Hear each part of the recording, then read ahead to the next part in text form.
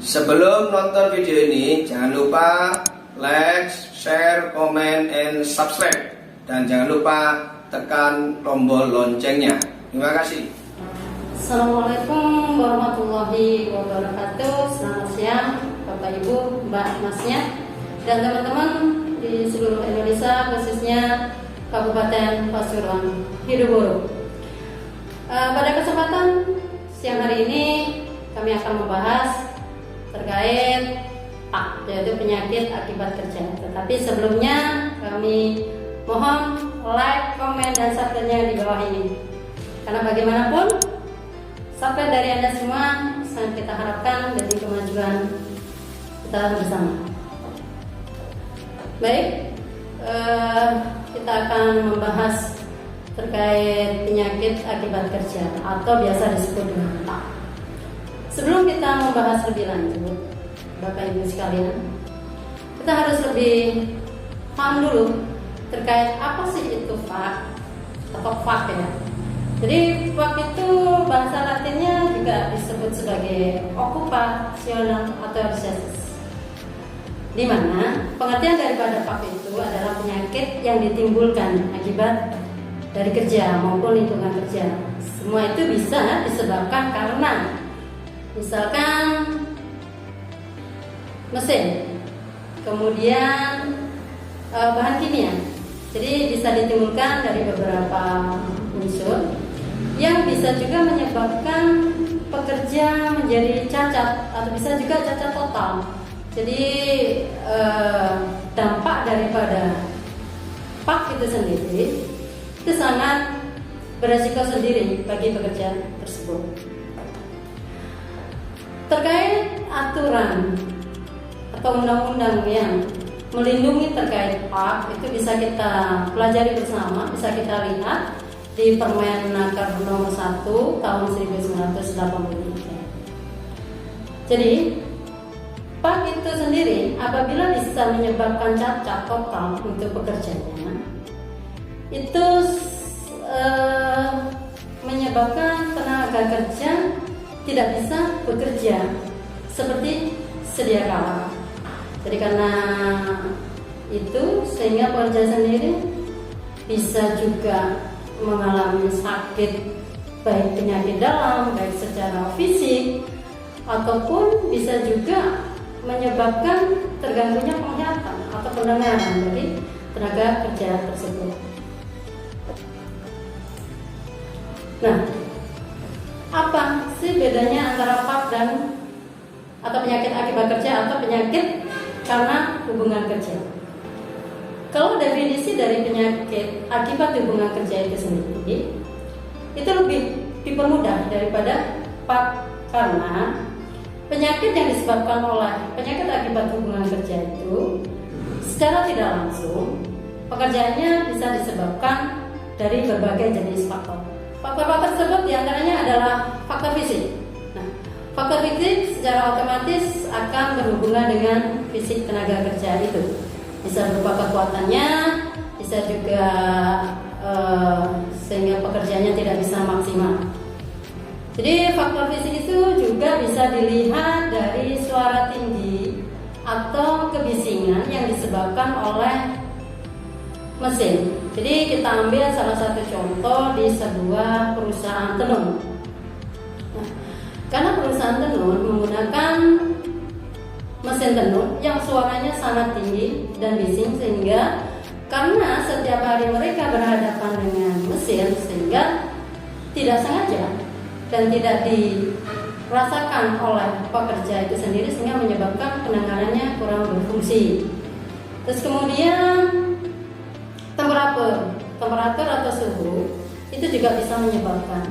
Jadi beberapa faktor yang dua tadi yang sudah kita sampaikan itu bisa juga berupa semacam hiperreaksi atau bisa juga menyebabkan heart stroke. Nah, heart stroke atau stroke ringan juga bisa ya di sini. Kemudian faktor yang ketiga masuk dalam faktor fisik itu juga bisa disebabkan dari radiasi sinar elektromagnetik, di mana inframerah yang dihasilkan oleh radiasi sinar elektromagnetik ini menyebabkan menjadi katarak, jadi lebih ke mata. Terus kemudian bisa juga menyebabkan gangguan terhadap sel tubuh daripada manusia. Terus kemudian tekanan udara tinggi. Dan yang terakhir yaitu getaran. Jadi getaran mesin itu juga bisa menyebabkan penyakit renan, gangguan proses metabolisme. Selanjutnya adalah faktor polineurotis. Terus kemudian golongan kimia. Nah, di dalam golongan kimia ini ada beberapa macam. Di antaranya bisa berupa bahan baku, bahan tambahan, hasil antara samping, kemudian hasil produksi juga bisa menjadi salah satu faktor, dan sisa produksi atau pembuangan atau juga yang dikatakan sebagai bahan buangan. Nah, bentuknya berupa apa? Bentuknya juga bisa berupa zat padat, cair, gas, ataupun berupa partikel. Terus kemudian bagaimana bisa masuk ke dalam tubuh manusia atau pekerja itu? Itu bisa melalui saluran pernafasan. Jadi saluran pernafasan, juga saluran pencernaan, kemudian juga menyebabkan iritasi pada kulit tenaga kerja. Dan efeknya juga bisa berpengaruh pada tubuh. Di antaranya alergi. Jadi alergi karena bahan kimia sehingga menyebabkan iritasi, pembakakan pada kulit bisa berupa merah-merah. Terus kemudian juga adanya keracunan sistematik. Kemudian kanker juga bisa menjadi penyebabnya. Terus kemudian bagi pekerja perempuan, terutama apalagi kalau mereka lagi hamil atau mengandung, itu bisa juga kelainan janin, itu juga bisa. Dan selanjutnya pengaruh genetik, itu merupakan faktor penyebab terjadinya penyakit akibat kerja. Selanjutnya faktor penyebab PAK itu ada juga yang berupa kontak dermatitis. Apa itu kontak dermatitis? Di sini kita coba membahas itu ada dua jenis pada kontak dermatitis, yaitu iritan atau alergi lokasi di sekitar kulit. Kemudian penyakit paru. Nah, penyakit paru ini lebih pada tadi akibat bahan kimia yang melalui proses saluran pernafasan sehingga menyebabkan adanya penyakit paru. Penyakit paru ini sendiri bisa juga berupa semacam bronkitis. Kemudian emfisema, bisa juga TBC, bisa juga mesotelioma. Yang kesemuanya tersebut disebabkan karena adanya bahan kimia, baik mikrobiologi maupun fisik, dan ada juga yang menyebabkan penyakit hati. Jadi memang sangat beresiko sekali teman-teman sekalian. Dan ada juga yang disebabkan oleh bahan kimia, itu juga berhubungan dengan adanya penyakit saluran urogenital. Jadi di sini juga terkait saluran urogenital itu bisa berupa gagal ginjal. Jadi pelarut organik itu berupa pestisida juga masuk di dalam penyakit saluran urogenital. Kemudian penyakit hematologi. Jadi contohnya kita ambil contoh penyakit leukemia. Jadi dulu kita juga pernah mendapati salah satu teman yang memang pernah menderita leukemia. Nah, untuk bisa mengetahui apakah penyakit itu memang benar-benar adalah penyakit akibat kerja, kita bisa mengumpulkan data atau mendeteksi, baru nanti kita menyimpulkan setelah kita mengumpulkan dengan semacam yang namanya body mapping. Apa itu body mapping? Body mapping itu adalah pemetaan. Jadi teman-teman nanti bisa membuat body mapping untuk mendeteksi. Jadi seluruh karyawan coba kita tanya apa saja keluhan yang dirasakan oleh teman-teman. Jadi baik itu bisa berupa memang penyakit yang sebelumnya memang sudah ada, ataupun penyakit yang baru timbul setelah mereka bekerja. Kemudian gangguan mata. Nah, gangguan mata di sini teman-teman bisa karena seperti yang saya ambil contoh tadi ya, kita pabrik tenun, karena banyaknya semacam mereka benang, karena benang kecil terus mereka sering masukkan benang itu dalam jarum sehingga lama kelamaan matanya ini ada gangguan, bisa karena mata lelah dan sebagainya. Kemudian gangguan susunan saraf ini juga merupakan salah satu faktor yang disebabkan penyakit akibat kerja. Terus ada juga gangguan infeksi. Di sini kita bisa ambil salah satu contoh adalah leptospirosis. Ini biasanya karena terlalu banyaknya AC. Nah, jadi bisa juga seperti pegawai staf yang mereka notabene berada di lingkungan yang dengan full AC, sehingga lama-kelamaan mereka merasakan iritasi. Kemudian keracunan itu juga bisa teman-teman karena mereka berhubungan dengan bahan kimia, misalkan seperti pabrik pupuk, di situ juga. Terus kemudian ada juga pabrik baygon, itu juga mungkin bisa salah satunya.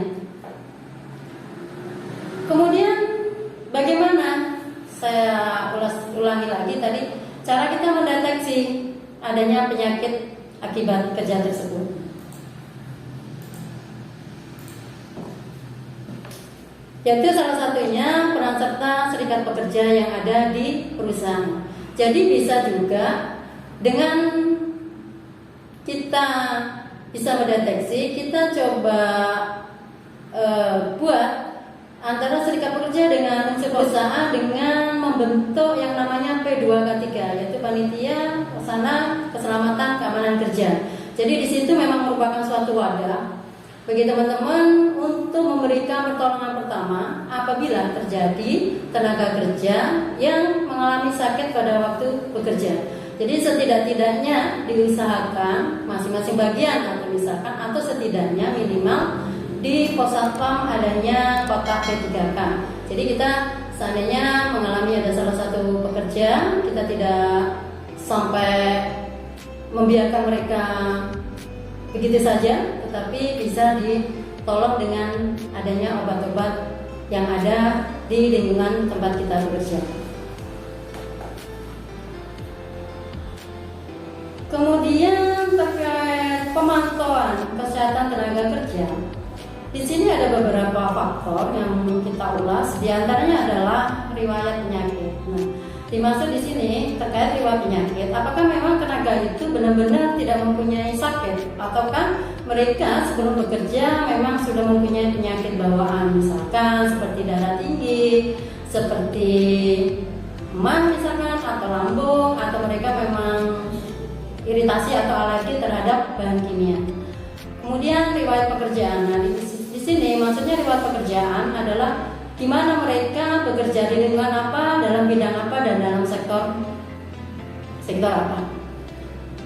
Terus adanya pemeriksaan klinik. Jadi pekerja setidak-tidaknya sering memeriksakan dirinya, memeriksakan kesehatannya ke klinik, baik klinik yang ada di perusahaan maupun klinik atau dinas kesehatan yang ada, semisal poli yang sudah ditunjuk, yang sudah bekerjasama dengan BPJS Kesehatan. Kemudian adanya laboratorium. Jadi laboratorium adalah sebagai uji terkait bahan kimia yang ada di perusahaan tersebut. Dan apabila memang terdapat pekerja yang memang mengalami sakit, bisa juga dilakukan ronsen untuk mendeteksi penyakit yang ada. Kemudian harus menjalin hubungan yang harmonis antara pekerja dengan pihak perusahaan, baik pekerja itu pada saat bekerja maupun tidak bekerja. Kemudian harus dilakukan pemantauan lingkungan kerja. Di sini terkait maksudnya pekerja itu ke lingkungan pekerjaannya. Kemudian harus juga adanya pemantauan lingkungan kerja. Jadi pemantauan biologis pekerja itu, terus kemudian adanya identifikasi potensi bahaya yang bisa ditimbulkan di tempat kerja. Nah, kemudian setelah kita bisa mendeteksi dengan berbagai macam prosedur yang ada dan kita sudah mengetahui tadi beberapa faktor-faktor yang menyebabkan timbulnya penyakit akibat kerja, langkah selanjutnya yang harus kita lakukan adalah bagaimana tata cara pelaporan terkait penyakit akibat kerja tersebut. Jadi teman-teman, di awal tadi saya sudah sampaikan bahwasanya terkait penyakit akibat kerja itu diatur atau sesuai dengan Permenaker nomor 1 tahun 1983. Di situ kita membahas di dalam Permenaker itu mengatur tentang kewajiban melapor penyakit akibat kerja. Jadi bisa kalau di internal perusahaan bisa lewat atau melalui serikat pekerjanya yang ada, atau kalau memang sudah ada P2K3 bisa langsung menghubungi P2K3 yang ada.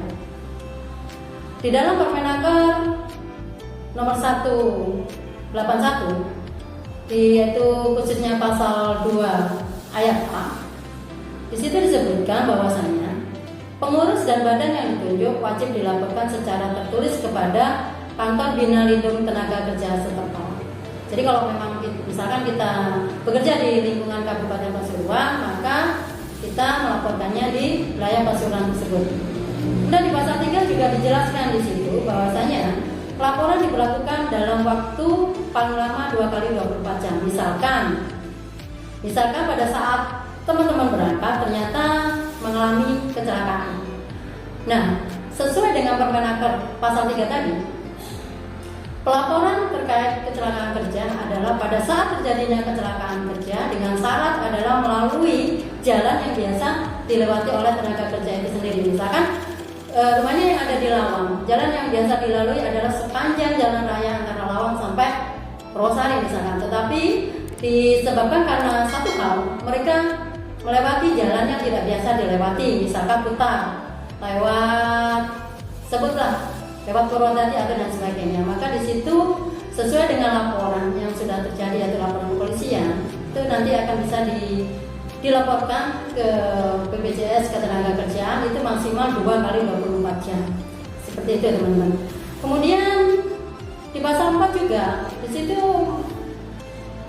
mengatakan bahwasanya penyakit akibat kerja harus dilaporkan oleh pengurus tempat kerja yang bersangkutan selama-lamanya 2 kali 24 jam kepada Kanwil dan Naker melalui kantor dan Naker setempat.